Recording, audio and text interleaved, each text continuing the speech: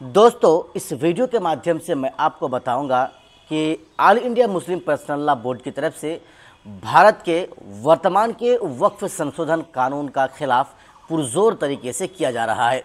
इस वीडियो में हम आपको बताएंगे, पहले तो हैदराबाद के दारुस्सलाम में असदुद्दीन ओवैसी साहब की तरफ से एक बहुत बड़ा जनसभा को वहां पर किया गया।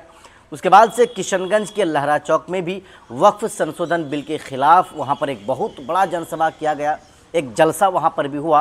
और कल personal law all India Muslim personal law board की तरफ से दिल्ली में भी एक बहुत बड़ा जनसभा का आयोजन किया गया था, और वो सिर्फ और सिर्फ इसलिए कि वक्फ संशोधन बिल हमें नहीं चाहिए, मुसलमानों को वक्फ संशोधन बिल नहीं चाहिए। दोस्तों, इसी के बारे में हम पूरी जानकारी आपको देंगे, लेकिन उससे पहले आप मेरा परिचय जान लीजिए। मैं मोहम्मद असरारुल्लाह उर्फ सद्दाम हुसैन और आप सुपर सीमांचल न्यूज देख रहे हैं। दोस्तों, मुल्क में हिंदुस्तान में वक्फ संशोधन बिल भारत के सरकार की तरफ से, नरेंद्र मोदी की सरकार की तरफ से बिल को पास कर लिया गया है। हालांकि इस बिल में मुसलमानों की एक ज़र्रा बराबर भी राज़गी नहीं है, नाराज़गी ही नाराज़गी है। यानी इस बिल को मुस्लिम समाज के लोग पसंद नहीं करते हैं। जाहिर सी बात है कि यह बिल अगर लागू हो जाता है तो इस बिल के माध्यम से भारत सरकार मुसलमानों के उन संपत्तियों को अपने कब्ज़े में ले लेगी जो इससे पूर्व मुसलमानों के बाप दादाओं ने वक्फ किया था, खर्च किया था अल्लाह के रास्ते। चाहे वो कहीं मस्जिद बनाने को लेकर हो, कहीं यतीम खाना बनाने को लेकर हो, या फिर कहीं मदरसा, ईदगाह, कब्रिस्तान, इस तरह की बहुत सारी बातें हैं, बहुत सारी चीज़ें हैं। इन तमाम चीज़ों के लिए जो मुसलमान के जो बाप दादाओं ने जो वक्फ किया था, ज़मीन दान दिया था, इन सारी ज़मीनों को, इन सारी संपत्तियों को भारत सरकार हड़पने के बाद अपने कब्ज़े में कर लेगी। उसके बाद दोस्तों, सबसे पहले आपको ये कहा जाएगा कि आप यहाँ कब्रिस्तान रखे हैं तो आप इस कब्रिस्तान की कागज़ को आप दिखाइए। भला दोस्तों, ये कैसे कैसी बात है? इस बात को आप कैसे स्वीकार कर सकते हैं कि एक कब्रिस्तान है जो हज़ारों सालों से वहाँ पर मुर्दे को दफनाए जाते हैं, लेकिन ऐन वक्त में जब मुसलमानों के पास से उस कब्रिस्तान को लेकर के या उस कब्रिस्तान की जो कागज़ के बारे में कहा जाएगा कि तुम यहाँ से इस कब्रिस्तान का कागज़ ला कर दिखाओ, तो दोस्तों ऐसा कैसे हो सकता है कि मुसलमान, यानी कि जहाँ पर हज़ारों साल से जो कब्रिस्तान बना हुआ हो, जहाँ पर मुर्दे को दफनाए जा रहे हों, वैसे में हज़ारों साल पुराने कागजात आजकल के मुसलमान कैसे दिखाएंगे?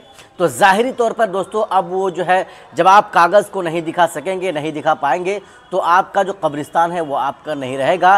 भारत सरकार उस कब्रिस्तान को अपने कब्ज़े में ले लेगी और फिर उसको जो मर्ज़ी वो वही चीज़ें करेंगी। दोस्तों, यही बातें हैं। इन सारी बातों को लेकर के एमआईएम पार्टी के बैरिस्टर असदुद्दीन ओवैसी साहब बिल्कुल डटे हुए हैं, अड़े हुए हैं, इस बिल की मुखालिफत वो कर रहे हैं। हालांकि all India Muslim personal law board की तरफ से सबसे पहले दिल्ली के जंतर मंतर पर एक मीटिंग बुलाई गई थी, एक वहाँ पर शांतिपूर्ण धरना किया गया था, और उस धरने के बाद से यह ऐलान किया गया था कि अगर ज़रूरत पड़ी तो हम पूरे हिंदुस्तान के हर सड़कों को जाम कर देंगे, हर जगह हम प्रोटेस्ट करेंगे। संविधान ने जिस तरह से हमें आज़ादी दी है, हमें जो प्रोटेस्ट करने की जो मोहलत दी है, आज़ादी दी है शांतिपूर्ण तरीके से, हम उस आधार पर हम शांतिपूर्ण तरीके से धरना करेंगे, प्रोटेस्ट करेंगे। यही वजह है कि असदुद्दीन ओवैसी साहब की तरफ से 19 अप्रैल को एक ज़बरदस्त वहाँ पर सभा हैदराबाद के दारुस्सलाम में किया गया, और उसके बाद से किशनगंज में, यानी 20 तारीख को किशनगंज में एक बहुत बड़ा, किशनगंज के लहरा मैदान में एक बहुत बड़ा जनसभा मुसलमानों की तरफ से वहाँ पर भी किया गया। कल की बात है दोस्तों, all India Muslim personal law board की तरफ से कल फिर से दिल्ली में एक बहुत बड़ा जनसभा का आयोजन किया, और उस जनसभा में असदुद्दीन ओवैसी साहब भी शामिल थे।